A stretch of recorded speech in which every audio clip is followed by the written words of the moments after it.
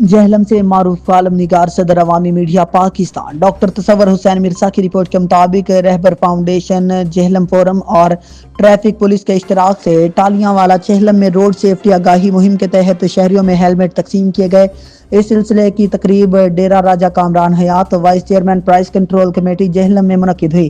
تقریب کے مہمان خصوصی ڈی ایس پی ٹریفک خرم فیاض سستی اور راجہ کامران حیات تھے۔ اس موقع پر چودھری انور یعقوب Jhelum forum, Haji Irfan Shafiq, Muhammad Umar but صدر تنظیم الفلاح اور ریسکیو 1122 کے نمائندوں نے بھی خصوصی شرکت کی۔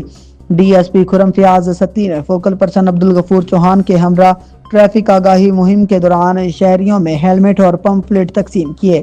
تقریب سے خطاب کرتے ہوئے مقررین نے کہا کہ ٹریفک قوانین پر عمل، ہیلمٹ کے استعمال اور سڑک کی حفاظت ہر شہری کی ذمہ داری ہے۔